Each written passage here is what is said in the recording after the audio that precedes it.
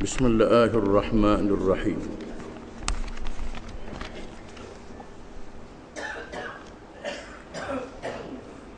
Firman Allah Ta'ala, وَالَّذِينَ آمَنُوا وَهَاجَرُوا وَجَاهَدُوا فِي سَبِيلِ اللَّهِ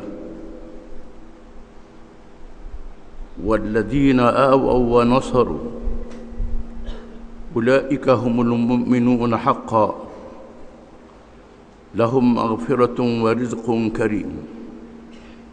Suratul Anfal ayat 73. Artinya, dan orang-orang yang beriman dan berhijrah serta berjihad pada jalan Allah, dan orang-orang yang memberi tempat kediaman dan memberi pertolongan, mereka itulah orang-orang yang benar-benar beriman. Mereka memperolehi keampunan dan rezeki yang mulia. Suratul Anfal ayat 74. Ayat ini menyatakan berkenaan dengan hijrah yang melahirkan dua kumpulan di kalangan orang Islam. Yang pertama dikenali dengan golongan muhajirin, yang kedua dikenali dengan golongan ansar. Kedua-dua golongan ini adalah orang-orang beriman yang sebenar. Sekiranya kita ingin ataupun nak mengambil contoh orang Islam yang sebenar, kita mestilah mengambil contoh daripada mereka. Mereka adalah orang-orang yang beriman,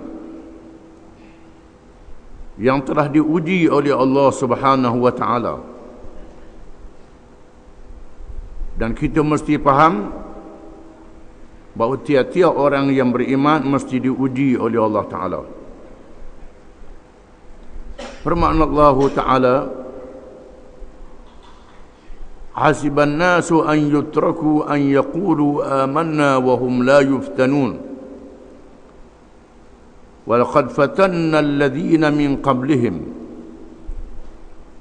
فَلَيَعْلَمَنَّ اللَّهُ الَّذِينَ صَدَقُوا وَلَيَعْلَمَنَّ الْكَاذِبِينَ.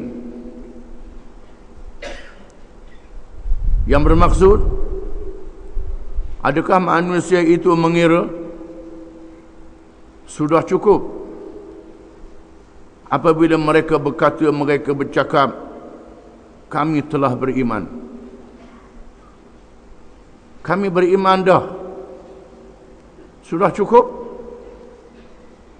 Padahal belum lagi datang kepada mereka. Padahal mereka tidak diuji, tidak dicuba. Setiap orang yang beriman diuji dan dicuba.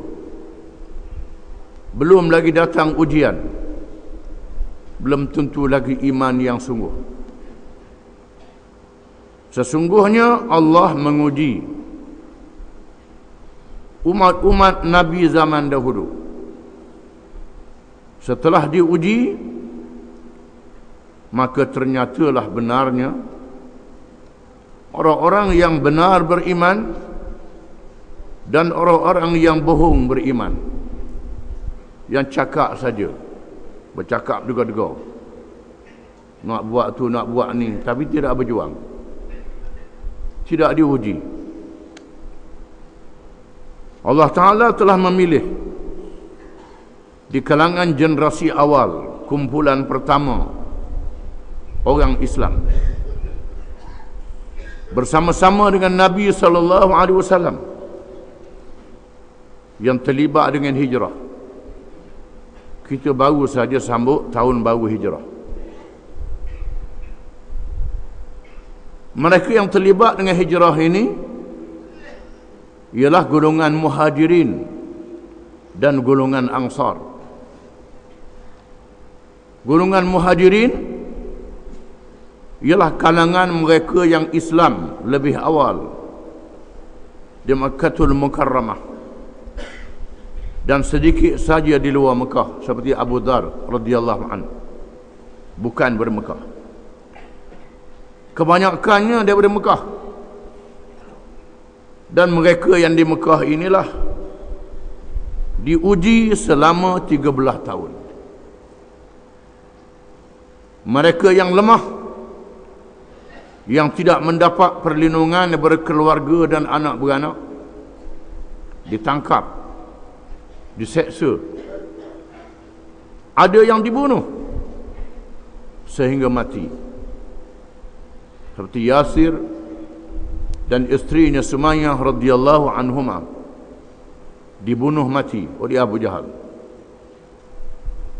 Ada yang diseksa seperti Bilal bin Rabah, Ammar bin Yasir, dan lain-lain lagi yang diseksa, dengan teruk dan beratnya, dengan berbagai-bagai seksa. Setelah 13 tahun Allah Ta'ala biarkan mereka diseksa selama 13 tahun. Tak diwajibkan berperang, tak disuruh bertindak. Mereka disuruh bersabar selama 13 tahun. Mereka yang tahan uji sahaja yang boleh sabar dalam masa 13 tahun diseksa, disekat perniagaannya, disekat kehidupannya, dihina dengan berbagai-bagai cara. Setelah hampir 13 tahun, maka Allah Subhanahu wa taala mengizinkan Rasulullah sallallahu alaihi wasallam mencari negeri lain. Penduduk negeri itu bersedia untuk menyerahkan diri mereka, harta mereka dan tanah air mereka menjadi tempat untuk didirikan Islam, yang ditegakkan kerajaannya, yang diamalkan hukum hakamnya. Maka Nabi SAW mencari golongan yang kedua yang dikenali dengan golongan Ansar, golongan yang bersedia untuk memberi pertolongan. Maka Nabi SAW memilih yang pertama musim haji. Musim orang-orang Arab berhimpun di Mekah mengerjakan haji, kerana ibadat haji ini menjadi amalan orang-orang Arab sebelum daripada kedatangan Rasulullah sallallahu alaihi wasallam. Mereka berhimpun di situ. Maka Nabi SAW mengambil peluang, bertemu dengan pemimpin-pemimpin kabilah yang ramai pengikut-pengikutnya, yang ada negerinya. Bertemu dengan pemimpin ini, mengajak mereka kepada Islam, menyerahkan negeri mereka, berjuang untuk menegakkan Islam. Allah Ta'ala menjanjikan kemenangan di dalam ayat-ayat yang banyak.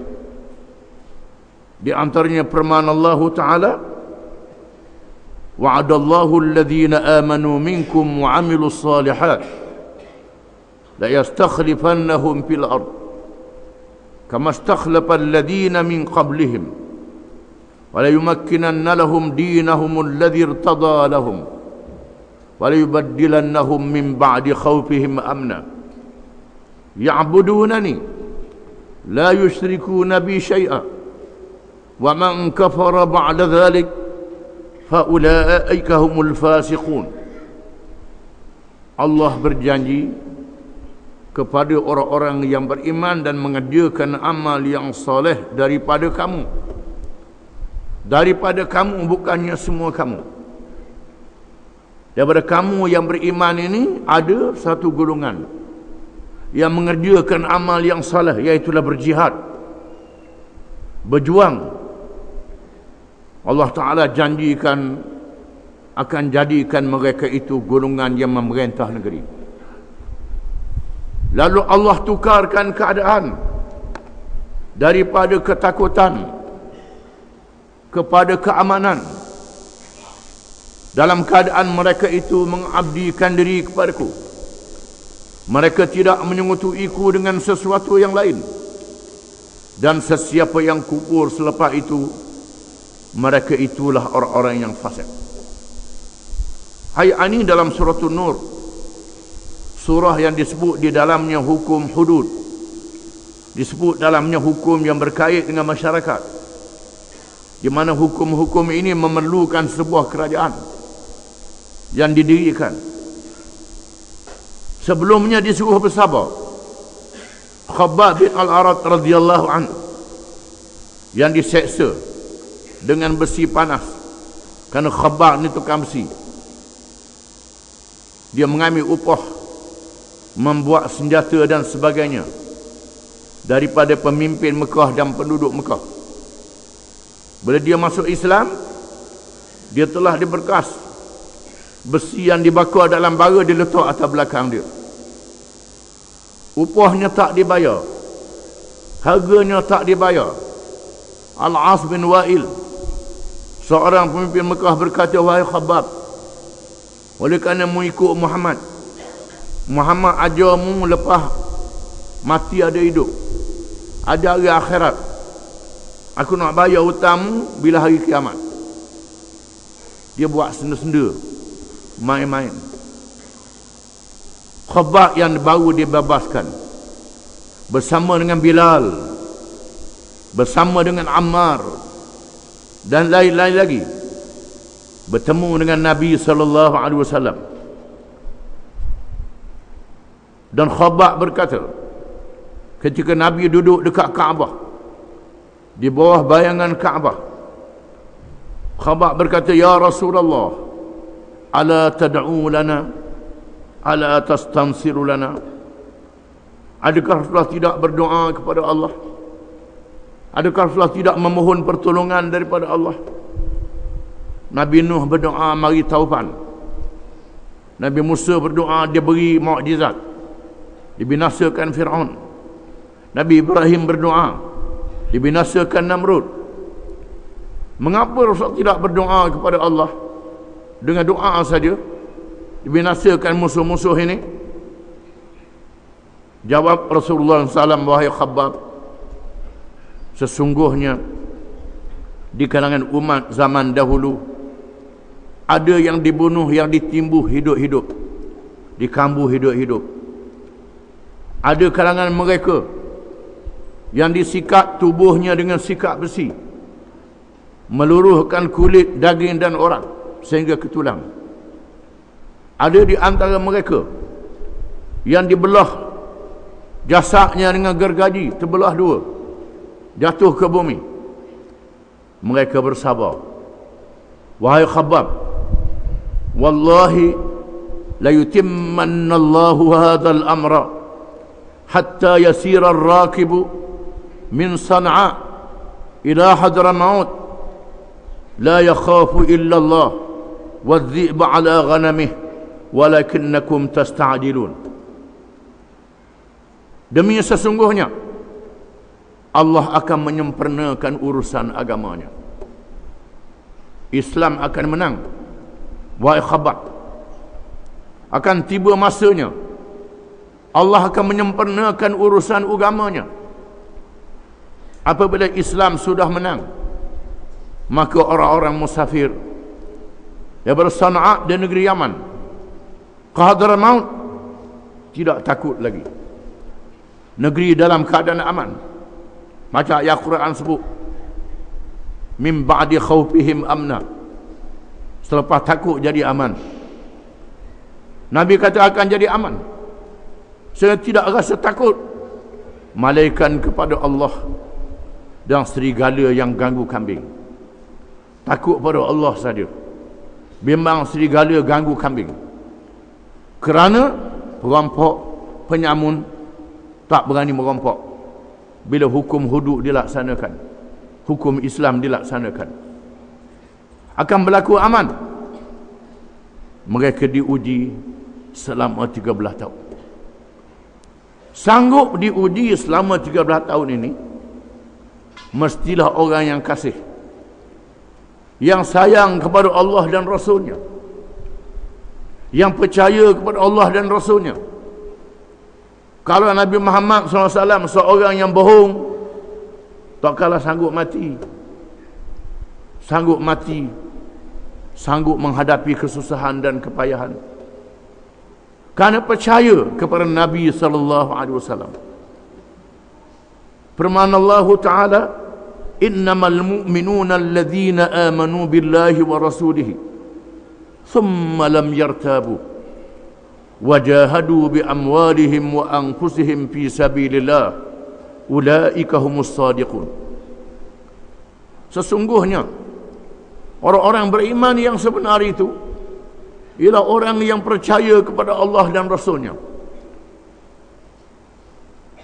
dalam keadaan mereka tidak ragu, tidak syak sedikit pun, percaya sungguh-sungguh apa yang Allah sebut dalam Quran, apa yang diberitahu oleh Nabi Muhammad SAW, semuanya percaya. Kemudian mereka sanggup berjihad, bersungguh dengan harta dan diri mereka. Mereka itulah orang-orang yang benar. Setelah 13 tahun diuji, maka lahirlah golongan muhajirin. Kemudian Nabi SAW mencari golongan Ansar, menemui pemimpin-pemimpin Arab yang datang mengerjakan haji, memilih pemimpin yang ramai pengikutnya, bertemu dengan Bani Amir, pengikutnya 70,000 lebih, ramai pengikutnya, menawarkan kepada Bani Amir kemenangan yang dijanjikan oleh Allah. Allah menjanjikan kemenangan. Pemimpin Bani Amir bertanya, limanil mulku, kalau Islam menang, siapa jadi raja? Siapa jadi pemimpin? Siapa jadi ketua? Kami nak tahu. Jawab Nabi SAW, al-mulku lillah yu'tihi man yasha. Itu kepunyaan Allah. Allah Ta'ala beri siapa yang dia kehendaki. Aku tidak boleh menentukan siapa jadi ketua, Allah yang menentukan. Kata pemimpin Bani Amir, kalau macam tu kami tak bersedia untuk ikut. Ikut kamu tak ada pasal-pasal cari susah saja. Maka Nabi SAW meninggalkan khemah Bani Amir dengan sedih, dengan diiringi oleh Abu Bakar As-Siddiq radhiyallahu anhu. Kemudian pergi ke khemah Bani Syaiban. Kita dengar dah cerita, kita ulang lagi cerita dia. Bertemu dengan Bani Syaiban. Pemimpin dia Al-Musanna bin Harithah bertanya, apa dia Islam? Wahai akhal Arab. Dia orang Arab. Lalu Nabi membaca firman Allah Ta'ala, inna Allah ya'muru bil adli wal ihsan wa ita'i dhil qurba wa yanha 'anil fahsya'i wal munkari wal baghi ya'azukum la'allakum tadhakkarun. Sesungguhnya Allah memerintah supaya kamu berlaku adil dan berbuat kebajikan. Allah Ta'ala melarang daripada kejahatan, kemungkaran, melampau, zalim. Allah Ta'ala larang. Allah menyuruh kamu dengan perkara-perkara yang sangat baik supaya kamu menerima pengajaran. Lalu pemimpin Bani Amir bertanya lagi, apa dia lagi wahai akhal Arab, wahai saudara Arab? Lalu Nabi kata, ucapkan asyhadu an la ilaha illallah wa asyhadu anna Muhammadar Rasulullah. Terjemahan yang mudah, aku naik saksi bahawa tidak ada Tuhan yang sebenar melainkan Allah dan Muhammad itu Rasulullah. Itu saja maknanya. Al-Musanna terkejut, tersentak, kerana dia bukan saja faham terjemahan, dia faham maksud dua kalimah syahadah ini. Al-Musanna berkata, hadza amrun takrahuhul muluk id am tuharibuka al-arab wal ajam. Ini perkara yang dibenci oleh raja-raja, dibenci oleh pemimpin-pemimpin. Semua kerajaan dalam dunia tidak suka dengan perkara ini. Kalau inilah perkara yang kamu bawa, bermakna kamu akan diperangi oleh seluruh dunia, oleh Arab dan bukan Arab. Nabi kata, orang yang sanggup bersama dengan aku mestilah yang bersedia untuk menghadapi musuh yang datang dari segenap penjuru. Al-Musanna kata, kalau sekadar berdepan dengan kabilah-kabilah Arab kami bersedia, tetapi menghadapi Parsi, kami bersempadan dengan Parsi.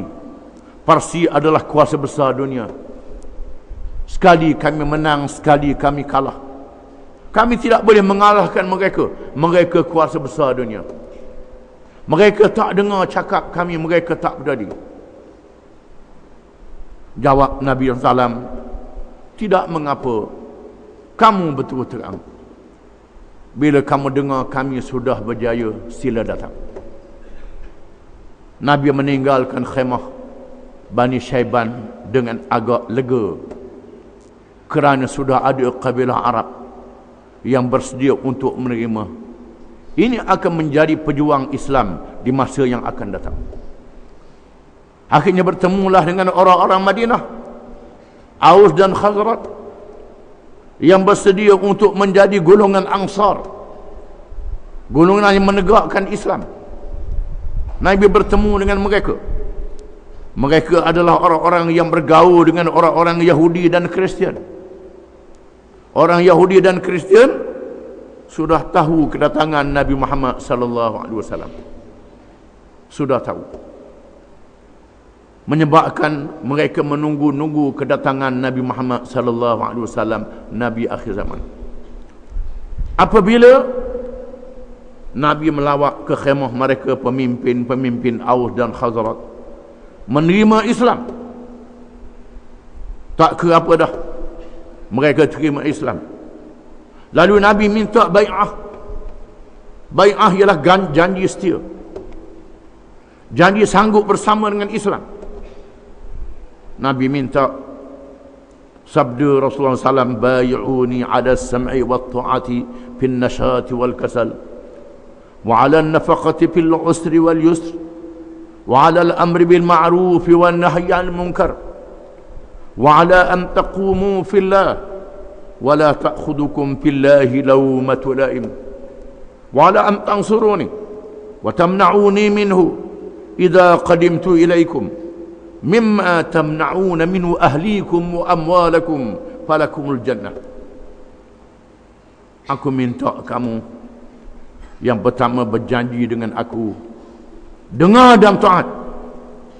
Apa yang aku suruh mesti dengar dan taat. Di masa rajin dan malas, sama ada rajin, malas, mesti dengar dan taat. Ini yang pertama. Jangan hak setuju di hati dia ikut, tak setuju di hati tak ikut. Ini tak betul. Bila dengar arahan ikut. Yang kedua, sanggup membelanjakan harta kamu. Bukan aku nak bagi duit pada kamu, aku nak minta duit kamu.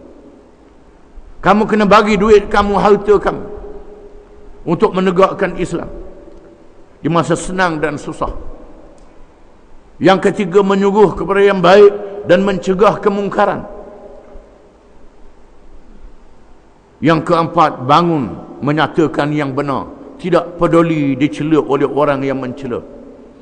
Dan kelima, sanggup menolong aku dan mempertahankan aku bila aku sampai ke negeri kamu, sebagaimana kamu mempertahankan keluarga dan harta kamu.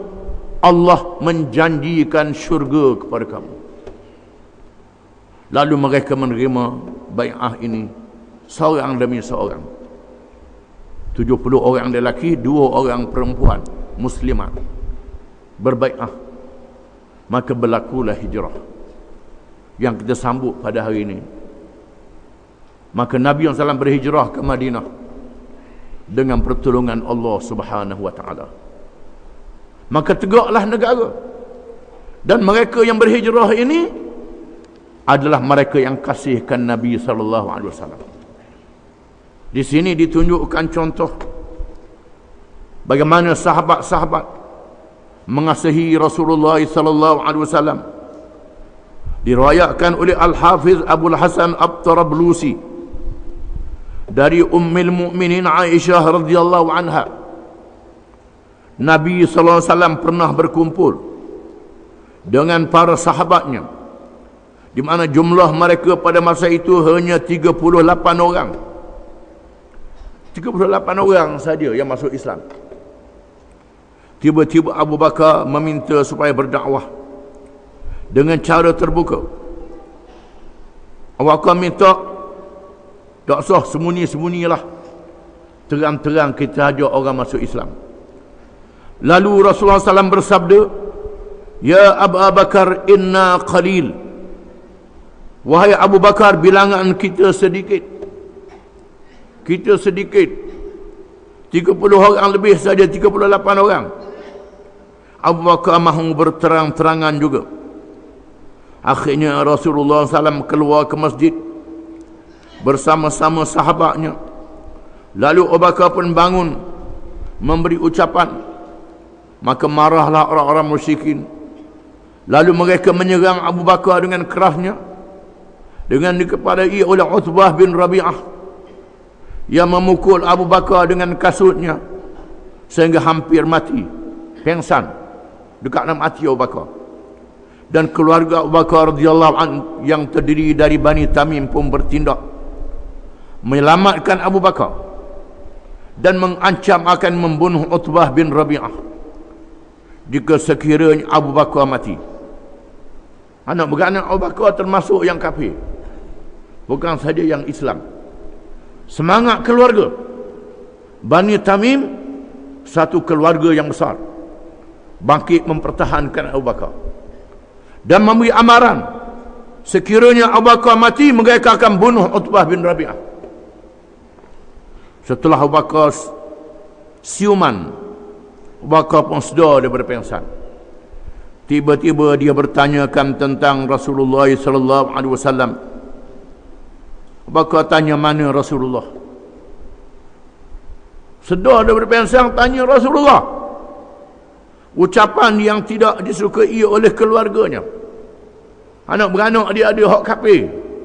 Tak jadi ke anak beranak dia tolong dia, tanya Rasulullah juga. Di sini menunjukkan bagaimana kasihnya sahabat kepada Nabi sallallahu alaihi wasallam. Sehingga ibunya Ummul Khair datang, dia tetap juga bertanyakan tentang Rasulullah sallallahu alaihi wasallam. Mak dia sendiri mari, mak dia kafir lagi masa tu. Mak dia kafir. Mak Abu Bakar. Mari.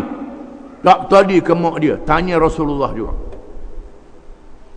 Sehinggalah dia dipapah oleh ibunya menghadap Rasulullah sallallahu alaihi wasallam. Mak dia yang masih kafir ni papah dia dengan anak beranak dia, bawa berjumpa dengan Nabi SAW. Apabila dia mengancam tidak akan makan dan minum selagi tidak bertemukan Rasulullah sallallahu alaihi wasallam. Kerana dia ugut, dia tak mau makan, tak mau minum kalau tak bawa bertemu dengan Nabi sallallahu alaihi wasallam. Kerana Abu Bakar ni disayangi oleh keluarga dia. Dia seorang yang ada harta. Dia tolong keluarga dia termasuk yang kafir.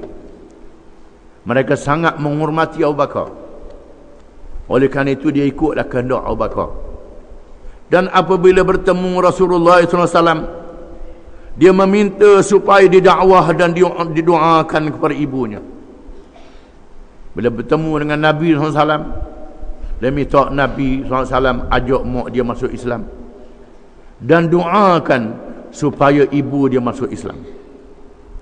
Lalu Rasulullah SAW berdoa untuknya. Rasulullah SAW berdoa, doa seorang Rasul diperkenankan oleh Allah. Kemudian mengajaknya memeluk Islam. Lalu dia masuk Islam. Ibu Bakar masuk Islam. dengan dakwah dan doa Nabi sallallahu alaihi wasallam. Kisah ini menunjukkan bagaimana Abu Bakar sayangkan Nabi sallallahu alaihi wasallam. Kalau Nabi itu bohong, Nabi itu pelawak, siapa begini sekali ke sahabat sayang ke dia? Sudah tentulah Nabi SAW seorang yang benar, yang diketahui benar dan ikhlasnya. Diriwayatkan oleh Ibnu Sa'ad dari Az-Zuhri. Az-Zuhri ialah seorang ulama tabi'in, seorang alim yang tak sempat dengan Nabi SAW, yang mengaji dengan sahabat Nabi. Dia antara orang yang pertama yang menyalinkan hadis-hadis Nabi SAW. Sebelumnya hadis tidak disalin kerana takut bercampur aduk dengan Quran. Az-Zuhri minta izin untuk menyalin hadis-hadis Nabi SAW. Ibnu Sa'ad, pengarang kitab At-Tabaqat, meriwayatkan dari Az-Zuhri, manakala orang-orang Quraisy melanggar perjanjian Hudaybiyah, lalu Abu Sufyan bin Harb pergi ke Madinah untuk bertemu dengan Rasulullah sallallahu alaihi wasallam, merayu supaya diikat perjanjian dan dilanjutkan tempoh. Apabila sampai di Madinah, Abu Sufyan menuju ke rumah anaknya Ummu Habibah radhiyallahu anha. Manakala Abu Sufyan radhiyallahu an masuk duduk di atas hamparan Rasulullah SAW, tiba-tiba Ummu Habibah menarik dan menggulungnya. Lalu Abu Sufyan berkata, "Wahai anakku, adakah kamu tidak suka aku menduduki hamparan ini atau benci kepadaku?" Lalu Ummu Habibah menjawab, "Ia adalah hamparan Rasulullah sallallahu alaihi wasallam dan awak seorang musyrik yang najis." Cerita ini diriwayatkan juga dalam Sirah Ibnu Hisham dan Al-Bidayah wal Nihayah Ibnu Katsir. Ummu Habibah radhiyallahu anha, Ummul Mukminin, Ummu Habibah binti Abi Sufyan radhiyallahu anhuma. Abu Sufyan pada awalnya kafir, musyrik. Abu Sufyan menjadi ketua Mekah selepas Abu Jahal dibunuh di dalam peperangan Badar. Menunjukkan Abu Sufyan seorang yang besar, yang berpengaruh. Tetapi anak dia Ummu Habibah radhiyallahu anha masuk Islam dan berhijrah ke Habasyah mengikut suaminya Ubaidillah bin Jahash. Suami dia Ubaidillah bin Jahash bawa dia berhijrah ke Habasyah. Siapa di Habasyah? Suami dia Ubaidillah murtad, masuk Kristian. Inilah dia, duk tengah berjuang molek-molek, kuat-kuat sanggup berhijrah, boleh jadi murtad. Ini dia hidayah daripada Allah Ta'ala. Ini dia iman. Jangan buat main-main. Setelah diseksa di Mekah, dipukul di Mekah, Nabi benarkan sahabat-sahabat dia berhijrah ke Habasyah. Maka Ubaidillah bin Jahash, keluarga Nabi bukan orang lain, bawa isteri Ummu Habibah binti Abi Sufyan berhijrah sama ke Habasyah. Habasyah ni raja dia Najashi al-Askham, seorang raja yang adil. Negerinya negeri Kristian, rajanya Kristian. Siapa di Habasyah? Ubaidillah bin Jahash tengok Kristian pula molek, masuk Kristian pula, punuh jadi murtad, mati kafir. Maka tertolaklah isterinya Ummu Habibah radhiyallahu anha. Dan Najashi raja Habasyah pula masuk Islam. Raja Habasyah masuk Islam. Padri-padri dia memberontak, sebahagian padri memberontak. Najashi yang menerima orang-orang Islam yang dizalimi di Habasyah, melindungi orang Islam. Lalu pemimpin-pemimpin Quraisy musyrikin, Abu Sufyan, menghantar Amr bin As dan Suhail bin Amr pergi ke Habasyah bertemu dengan Raja Habasyah. Bawa hadiah-hadiah yang mahal, barang yang mahal. Nak rasuah Raja Habasyah. Supaya Raja Habasyah hambat, halau orang Islam yang berhijrah ni. Tapi Raja Habasyah ni seorang raja yang baik dan adil. Nabi kata ke sahabat-sahabat dia, di sana ada seorang raja, dia tak Islam, dia Kristian, dia baik, dia adil, berhijrah di sana. Sahabat-sahabat yang lemah pergi di sana. Bila Amr bin As dan Suhail bin Amr minta Raja Habasyah halau orang Islam, lalu Raja Habasyah nak siasat dulu, tak boleh sewenang-wenang. Lalu dipanggil pemimpin orang Islam, minta penjelasan. Maka datanglah Ja'far bin Abi Talib radhiyallahu anhu, sepupu Nabi sallallahu alaihi wasallam. Raja Habasyah tanya apa dia Islam. Lalu Ja'far radhiyallahu anhu menyampaikan ucapan, menerangkan apa dia Islam. Lalu diminta baca mana-mana ayat yang diwahyikan. Ja'far membaca ayat-ayat dalam surah Al-Imran yang diwahyikan kepada Nabi sallallahu alaihi wasallam, mengisahkan tentang Isa dan ibunya alaihi wassalam. Bila Raja Habasyah dengar ayat Quran, Raja Habasyah dan padri-padrinya menangis dan berkata terang dan nyata, macam nyata tongkat yang ada di tangan aku ini.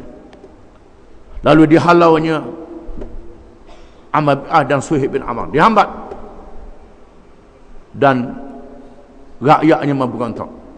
Sebahagian ikut dia, sebahagian tak ikut dia. Ummu Habibah yang suaminya murtad dikahwini oleh Nabi sallallahu alaihi wasallam.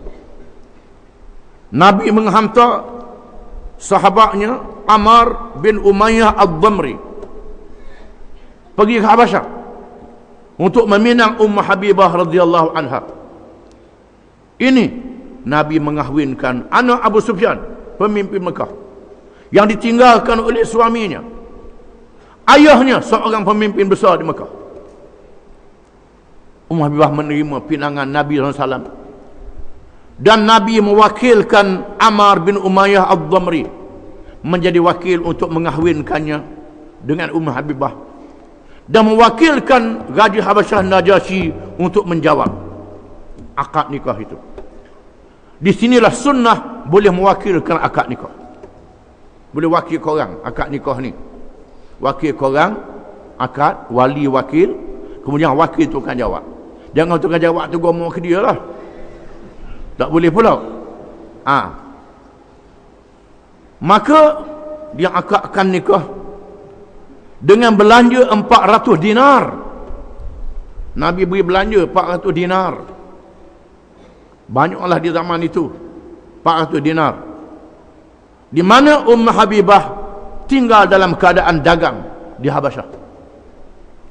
Najasyi menjawab perkahwinan itu. Di sini sunnah tawkil di dalam nikah ini. Dan Ummu Habibah balik ketika Nabi berhijrah ke Madinah, duduk dengan Nabi. Maka berlakulah perjanjian Hudaibiyah.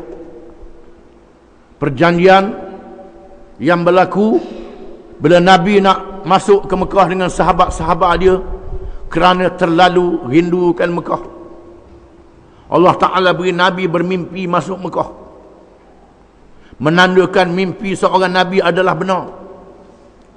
Nabi pun suruh sahabat-sahabat dia bersedia. Bersedialah sahabat-sahabat dengan pakaian ihram untuk mengerjakan umrah. Tidak dibenarkan membawa senjata panah, tombak senjata panjang, hanya pedang yang pendek saja, pedang saja, dan pisau saja untuk dibawa. Tak bawa senjata untuk perang. Bila sampai di sempadan tanah haram, tiba-tiba Nabi SAW dan sahabat-sahabatnya dihalang oleh bala tentera musyrikin Mekah. Tak dibenar masuk. Lalu Nabi menghantar menantunya Uthman bin Affan radhiyallahu anhu masuk ke Mekah berundi dengan Abu Sufyan. berunding dengan pemimpin Mekah. Sayyidina Osman tak balik-balik. Tak balik Sayyidina Osman. Tak tahu apa jadi, boleh jadi dibunuh. Lalu Nabi minta sahabat-sahabatnya berbai'ah. Dikenali dengan Bai'atul Ridwan. Nabi duduk bersandar di pokok. Sahabat dia datang memegang tangan Nabi, berjanji untuk mati. Nak masuk Mekah dengan perang. Walaupun ada senjata pendek, perang walaupun mati. Allah Ta'ala sebut dalam Quran, yadullahi fawqa aydihim. Tangan Allah di atas tangan-tangan mereka yang berjanji dengan Nabi sallallahu alaihi wasallam. Bila dengar Nabi bertekad dengan sahabat dia nak berperang, pemimpin Mekah pun takut.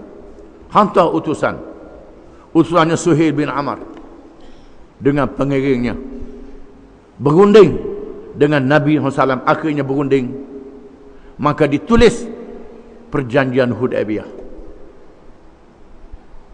Perjanjian itu berat sebelah. Nabi suruh Sayyidina Ali tulis Bismillahirrahmanirrahim. Tulis. Suruh Sayyidina Ali tulis. Kata Suhail bin Amr, kami tak biasa dengar Bismillahirrahmanirrahim. Tak setuju apa Bismillahirrahmanirrahim, kami tak dengar. Tak biasa dengar perkataan macam ni. Tak apalah, Nabi kata tulis Bismikallahumma. Tulis Bismikallahumma. Sayyidina Ali pun tulis Bismikallahumma. Inilah perjanjian di antara Muhammad Rasulullah dengan Suhail bin Amr. Kata Suhail, jangan sebut Rasulullah. Kalau aku Suhail bin Amr, mu Muhammad bin Abdullah. Kerana kami tak percaya mu ni Rasulullah. Sebut Muhammad bin Abdullah. Nabi kata buang, robah, buang, padamkan. Sayyidina Ali tak mau padam. Sayyidina Ali tak mau padam Rasulullah. Nabi tanya kat mana? Sayyidina Ali pun, Nabi pun tunjuk. Sayyidina Ali pun tunjuk. Nabi buang dengan tangan dia Muhammad bin Abdullah. Tu dia, hak dia nak. Sahabat-sahabat dalam keadaan yang sangat marah. Kemudian dalam perjanjian itu Muhammad dan rakan-rakannya tak dibenarkan masuk ke Mekah pada tahun ini. Dibenarkan tahun hadapan. Nabi kata tulis. Sahabat-sahabat ni marah langgar tahun ni jugalah. Apa ni tahun depan. Ditulis lagi. Mana-mana orang Madinah yang melarikan diri dari Mekah tak boleh dihantar balik. Mana-mana orang Mekah yang melari ke Madinah dihantar balik. Nabi kata tulis. Sahabat kata apa benda ni, orang kita lari kat dia tak dia hantar balik, orang dia lari kat kita kena hantar balik. Nabi kata tulis. Sayyidina Ali pun tulis, ikut Nabi suruh. Mana-mana kabilah boleh bernaung, sama ada dengan Muhammad atau dengan Quraisy. Dalam tempoh beberapa tahun disebut tahun yang tidak boleh serang menyerang antara satu sama lain. Nabi kata tulis. Maka ditulis perjanjian ini. Setuju perjanjian ini. Ditandatangani di antara Nabi SAW dengan Suhail bin Amr. Suhail pun balik. Nabi dan sahabat-sahabatnya sudah pakai ihram. Allah Ta'ala menurunkan ayat. Wa atimmul hajja wal umrata lillah. Fa'in uhsirtum famastaysara minal had. Sempurnakan haji dan umrah. Sekiranya kamu dihalang, kamu tak boleh buang pakaian ihram begitu saja. Kamu hendaklah menyembelih dam, menyembelih unta ataupun lembu ataupun kambing. Kibas, biri. Kibas tu biri lah. Biri kibah hak tu dia. Ada orang tua kata biri lain, kibah lain, tamar lain, khema lain. Hak tu lihat lah tu. Duduk balah balik Mekah orang tua sama dulu. Nabi suruh sahabat-sahabat dia sembelih dam. Sembelih unta bagi 7 orang, lembu bagi 7 orang, kambing dan kibah bagi seorang. Sembelih kemudian cukur rambut. ataupun gunting, baru boleh pakai yang haram, buang pakaian. Lalu sahabat-sahabat tidak mengikut arahan itu. Masing-masing buat tak tahu. Nabi kelis saja. Kerana apa? Bukan marah ke Nabi, marah ke Nu. Marah kepada Quraisy. Dan melihat perjanjian yang berat sebelah. Nabi masuk ke khemah isteri Ummul Mukminin Ummu Salamah radhiyallahu anha. Kata Ummu Salamah, wahai Rasulullah, Rasulullah buat sendiri, jangan berdoa ke orang. Pandangan Ummu Salamah, tubik Rasulullah sembelih, cukup pada, jangan berdoa ke orang lain. Lalu Nabi pun tubik dengan nasihat isteri Ummu Salamah radhiyallahu anha yang dibawa sama pada masa itu. Maka Nabi pun sembelih binatang, cukur rambut. Sahabat-sahabat pun ikut habis. Lalu mereka balik ke Mekah. Dalam keadaan mereka tak senang. Sayyidina Umar tanya, ya Rasulullah, tidakkah Rasulullah ni Rasulullah? Rasulullah kata ya. Tidakkah kita ni benar, kita ni betul? Rasulullah kata ya. Tidakkah mereka ni musyrikin, kafir, salah? Rasulullah kata ya. Dah pasal apa terima perjanjian ni? Nabi kata, ikut aku lah. Ikut aku. Apa yang aku makna ikut? Sayyidina Umar balik. Perjanjian ini satu perjanjian politik yang dipahami oleh Nabi sallallahu alaihi wasallam, yang tak dipahami oleh sahabat-sahabatnya. Dalam ilmu politik, Nabi pun ada ilmu politik. Dalam ilmu politik, bila mana kerajaan dibuat perjanjian dengan pihak lain, bermakna dia iktiraf pihak yang dibuat perjanjian. Ini makna dia. Bila pemimpin Quraisy buat perjanjian dengan Nabi, dia sign perjanjian, bermakna dia sudah iktiraf Madinah adalah sebuah kerajaan yang sah. Ini dia. Sahabat-sahabat tak nampak ni, kita pun tak apa nampak. Ini dia. Ini sangat penting di dalam amalan politik. Sahabat-sahabat Nabi yang lari daripada Madinah ialah yang murtad.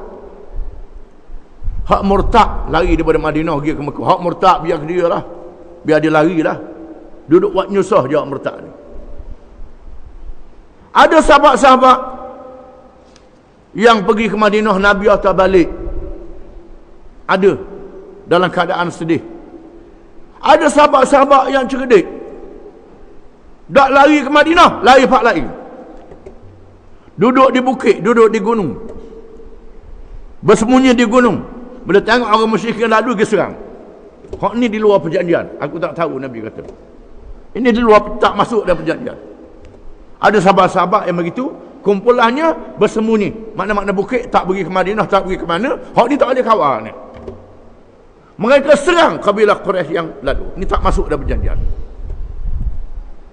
Setelah tahun depan Nabi pergi buat umrah.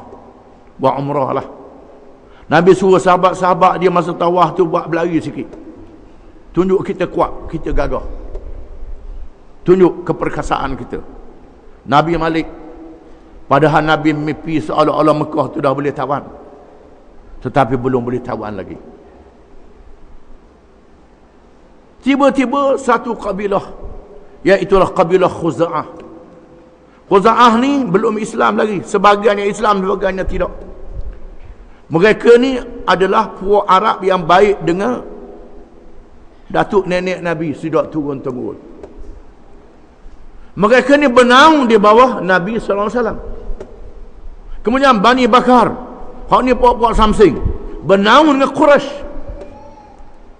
Tiba-tiba bergaduh di antara Khuza'ah dengan Bani Bakar. Dan Bani Makkah menyerang Khuza'ah. Dan pemimpin Mekah memberi perlindungan kepada Bani Bakar untuk menyerang Khuza'ah. Lalu pemimpin Khuza'ah datang ke Madinah menghadap Nabi SAW, mengadu bahawa kabilah-kabilahnya telah dibunuh dan diserang. Bermakna Quraisy sudah melanggar perjanjian Hudaybiyah. Perjanjian sudah dilanggar, boleh berperang bila-bila masa. Bila Bani Bakar sudah menyerang Khuza'ah, Abu Sufyan merasa takut. Mekah akan diserang. Lalu Abu Sufyan pergi sendiri ke Mekah, pergi ke Madinah. Pergi ke Madinah, temu Saidina Umar kena serang. Temu Saidina Abu Bakar buat tak tahu. Temu Saidina Ali cakap lembut. Dan pergi rumah anak dia, Ummu Habibah radhiyallahu anha. Anak dia kata masuklah, Rasulullah tak ada. Tika dia. Dia nak duduk, anak dia terik tika, gulung tika. Duduk atas latar. Abu Sufyan tanya, marah ke ayah ke? Kenapa kata, tak marah. Tapi tika ni tika Rasulullah duduk. Ayah tak boleh duduk, ayah kafir lagi, najis. Tak boleh duduk atas tika ni. Di sini menunjukkan bagaimana sahabat-sahabat Nabi, isterinya sayang kepada Nabi SAW. Kalau Nabi tu orang bohong, orang pelawak, siapa tanggani ke sayang? Menandakan benarnya Nabi SAW wajib benar. Nabi tak layan, Abu Sufyan berbalik. Lalu Nabi menggerakkan sahabat-sahabatnya supaya bersedia dengan senjata masing-masing. Kita nak keluar, tak beritahu nak keluar ke mana. Dirahsiakan maklumat. Tiba-tiba malaikat Jibril beritahu, wahai Muhammad, ada seorang perempuan duduk di satu kawasan kebun, bawa surat. Ambil surat tu. Lalu Nabi menugaskan Saidina Ali dan Zubair radhiyallahu anhuma pergi ke kebun untuk bertemulah dengan perempuan yang disifatkan. Saidina Ali dan Zubair kata, buat keluar surat, serah. Perempuan tu kata, tak ada. Kalau tak ada, kami akan lorah pakaian. Sama ada kami lorahkan pakaian, periksa, ataupun serahkan surat. Di sini menunjukkan bahawa pihak polis, pihak custom boleh periksa orang susuk dah ada. Ini dalilnya.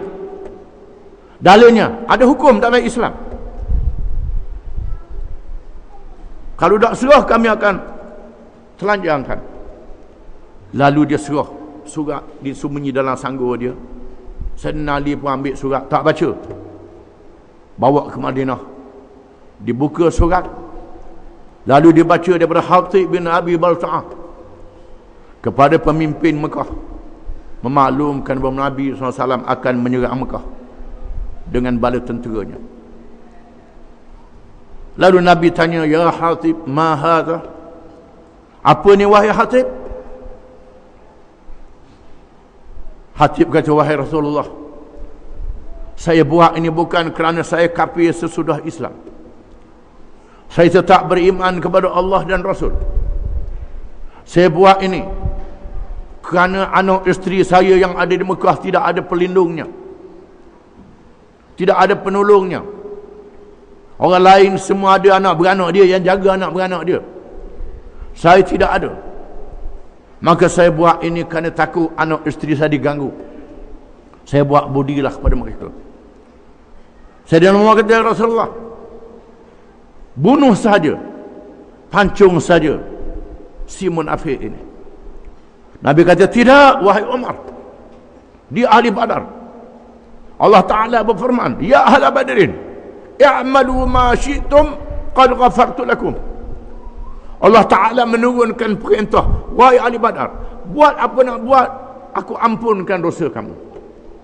Hatib ni ahli Badar, kita tak boleh bertindak terhadap dia kerana dia mendapat jaminan daripada Allah Ta'ala. Maka Hatib diselamatkan kerana dia ahli Badar. Lalu Nabi menggerakkan badan tentera. Mekah dikepung dari segenap penjuru. Abu Sufyan keluar untuk mengintip. Abbas keluar juga, dan Abbas mengisytiharkan Islamnya. Abbas saudara Nabi. Abbas dan rakan-rakannya keluar untuk mengintip Mekah. Tiba-tiba terserempak dengan Abu Sufyan. Lalu Abbas menangkap Abu Sufyan, pemimpin Mekah, dan dibawa menunggang kudanya sendiri, gendong. Saidina Umar terkekang nak bunuh Abu Sufyan ni. Abbas lari darah masuk menghadap depan Nabi. Dan lalu mereka pujuk Abu Sufyan supaya masuk Islam. Akhirnya Abu Sufyan masuk Islam. Masuk Islam juga Abu Sufyannya. Lalu Nabi melancarkan gerakan menawan Mekah. Mekah ditawan dan diisytiharkan perintah berkurung. Diumumkan, man dakhalal masjid fahuwa amin. Sesiapa yang masuk masjid dia aman. Wa man dakhala baitahu fahuwa amin. Sesiapa yang masuk rumah dia aman. Lalu Abbas kata, wahai Rasulullah, sebutlah Abu Sufyan sikit biar dia berasa. Lalu Nabi kata, barang siapa yang masuk ke rumah Abu Sufyan dia aman. Nabi sebut nama Abu Sufyan. Abu Sufyan berasalah dia dihargai. Setelah beberapa hari perintah berkurung ditamatkan, penduduk Mekah keluar beramai-ramai. Dan Nabi menyampaikan ucapan. Duduk di atas pintu Kaabah. Setelah berhala-berhala dalam Kaabah dan dikelilingnya dihapuskan, dimusnahkan, bila penduduknya sudah masuk Islam. Dan Nabi bertanya kepada penduduk Mekah, adakah kamu tahu apa yang aku nak buat pada kamu? Aku nak buat apa? Mereka kata, engkau adalah saudara kami, anak beranak kami, yang kami kenal engkau seorang yang baik, wahai Muhammad. Engkau tidak akan apa-apakan kami. Lalu Nabi SAW bersabda, idhabu wa antumut tulaqa. Pergilah kamu semua dibebaskan. Kecuali beberapa orang yang disenaraikan. Ada 7-8 orang yang disenaraikan. Orang ini Nabi kata, tangkap, bunuh, walaupun bergantung kelambu Kaabah. Mereka adalah penjenayah-penjenayah yang sangat zalim. Ada di antara mereka yang ditangkap dan dikenakan hukuman. Ada di antara mereka yang dimaafkan. Di antaranya Ikrimah bin Abu Jahal. Ikrimah bin Abu Jahal melarikan diri ke Yaman. Isteri dia masuk Islam. Isteri dia minta izin kepada Nabi SAW untuk pujuk suami dia. Pujuk suami dia. Dan Ikrimah mari ke Madinah menghadap Nabi SAW dan masuk Islam. Itulah dia pembukaan Mekah, di mana banyak kisah-kisah yang menunjukkan bahawa sahabat-sahabat Nabi ini sangat sayang kepada Nabi SAW. Nah tersebut menunjukkan betapa keimanan yang tidak ada tolak bandingnya terhadap Rasulullah SAW yang berlaku di kalangan para sahabat radhiyallahu anhum, di mana keimanan itu lahir dari keyakinan mereka terhadap kebenaran Rasulullah SAW di sepanjang hidup mereka. Menunjukkan bahawa Rasul bersifat dengan benar. Benar adalah wajib bagi Rasul. Di antara dalilnya ialah sahabat-sahabat sanggup bermati-matian bersama dengan Rasulullah SAW.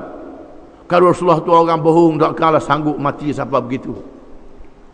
Ini menandakan Rasulullah adalah seorang yang benar, yang dijamin oleh Allah benarnya, dan diakui oleh sahabat-sahabat Nabi radhiyallahu anhum. Allah Ta'ala redha pada mereka, dan mereka adalah orang-orang yang baik. Orang yang baik, sahabat-sahabat ni. Orang yang amanah, yang mengaku bahawa Nabi adalah seorang yang benar. Maka kita kena beriman, kena percaya Nabi adalah seorang yang benar. Kalau ada orang kata kita pakai Quran saja Nabi dah apalah gitu-gitu je, orang tu tak betul. Salah kena tolak, kena buang. Tolak tepi. Kena minta dia bertaubat. Kerana Allah Ta'ala suruh ikut Allah dan ikut Nabi. Nabi mengajar bagaimana nak ikut Allah dengan cara yang betul. Wallahu a'lam. Cukuplah.